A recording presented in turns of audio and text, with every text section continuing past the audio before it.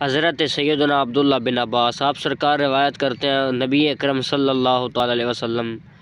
آپ نے جمعہ کی صبح ایک لشکر روانہ کیا، اس میں عبداللہ بن رواح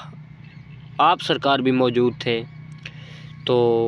حضرت سیدنا عبداللہ بن رواح آپ سرکار نے سوچا کہ چلو جمعہ پڑھ لوں آپ کے پیچھے، کیونکہ جو مزہ آپ کے پیچھے جمعہ پڑھنے کا ہے وہ تو کہیں نہیں،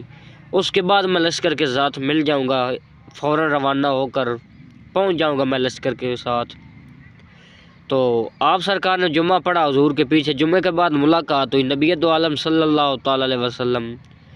آپ نے پوچھا ہے عبداللہ میں نے تو تمہیں بھیج دیا تھا لشکر کے ساتھ لیکن تم گئے نہیں۔ عرض کی یا رسول اللہ فدا قومی و امی، میرے ماں باپ آپ پر قربان،